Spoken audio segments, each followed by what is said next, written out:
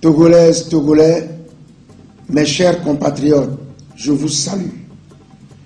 Je salue votre bravoure face au système en place qui met toute son énergie et les moyens de l'État à briser la soif de changement qui vous habite. Notre pays, le Togo, qui lutte inlassablement pour s'affranchir de l'oppression, s'apprête à affronter une nouvelle bataille. Le double scrutin des élections législatives et régionales du 29 avril 2024. Comme vous le savez, ces élections se tiennent à un moment crucial dans le devenir de la nation togolaise. Le système en place, fidèle à sa culture du coup de force permanent, a entrepris de mettre la population devant le fait accompli en lui imposant une nouvelle constitution, votée la première fois dans l'obscurité de la nuit du 25 mars par des députés dont le mandat a pris fin plusieurs mois plus tôt, violant ainsi nos droits et les lois qu'ils se sont eux-mêmes donnés. Mes chers compatriotes, pour atteindre l'objectif du véritable changement, nous ne devons accorder aucun suffrage aux candidats du système en place, qu'ils se présentent à découvert ou qu'ils soient dissimulés derrière le masque de candidatures prétendument indépendantes. Pour atteindre l'objectif du véritable changement, nous ne devons accorder aucune voix à ceux qui violent impunément la Constitution et les lois, ou qui soutiennent le changement de constitution et qui instrumentalisent la justice et l'armée ainsi que toutes les institutions de la République. Voter pour un candidat du système au pouvoir ou ses alliés, c'est accepter que ce système prive le peuple de son droit de choisir ses dirigeants.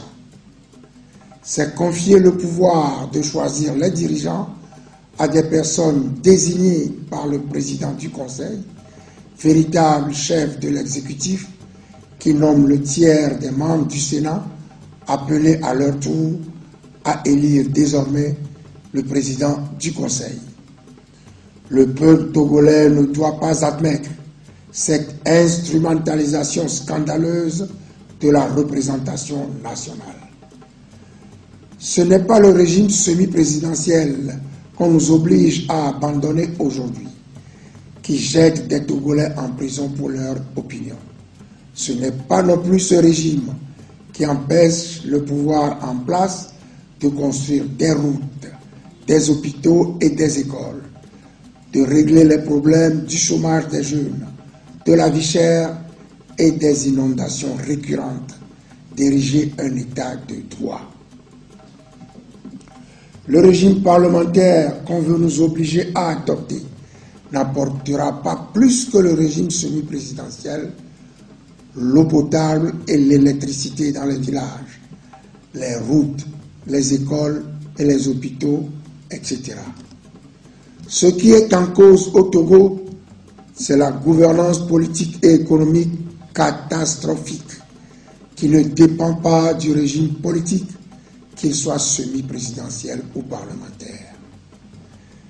Ce qui est en cause au Togo, c'est manifestement la volonté des détenteurs du pouvoir de trouver les moyens de s'y maintenir éternellement.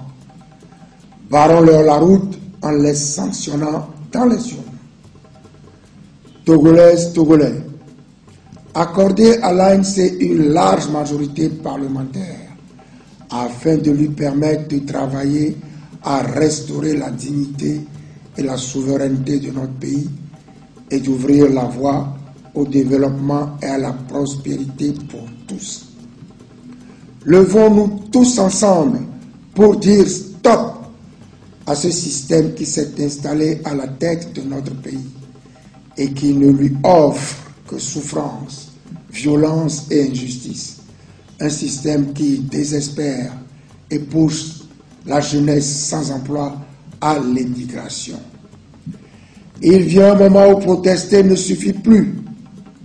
Ruminer sa colère et son désespoir ne suffit plus. L'heure a sonné de se lever et de rejoindre tous ceux qui se battent pour la libération de tous. Le 29 avril prochain, nous devons tous nous rendre dans les bureaux de vote pour porter nos suffrages sur les candidats de l'ANC. Mais au Togo, aller voter ne suffit pas. Il nous faut rester mobilisés et vigilants afin de garantir la sincérité du scrutin. Car tout ce que nous subissons de la part de ce système vient de la fraude systémique installée pour violer le libre choix du peuple souverain. Nous devons toutes et tous ne point quitter les centres de vote. Nous devons rester sur place jusqu'au dépouillement et à l'affichage des résultats devant les bureaux de vote.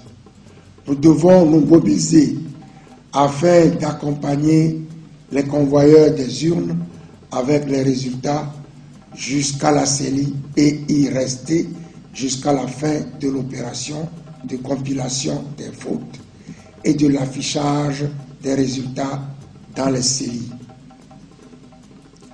Nous devons observer une vigilance de tous les instants, du début des scrutins jusqu'à la proclamation des résultats.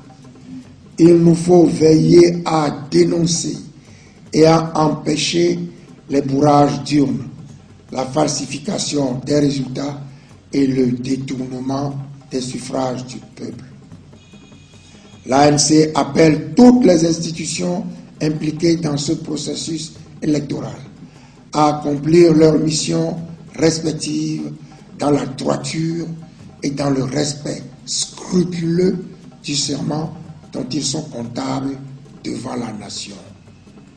Mes chers compatriotes, ensemble, rendons le pouvoir au peuple togolais, son unique et souverain propriétaire. Le 29 avril prochain, sanctionnons les représentants du pouvoir, congédions-les avec nos bulletins, congédions-les. Puisse Dieu accompagner l'ensemble du peuple togolais dans sa quête légitime de changement. Abloré, Abloré, Abloré Badja.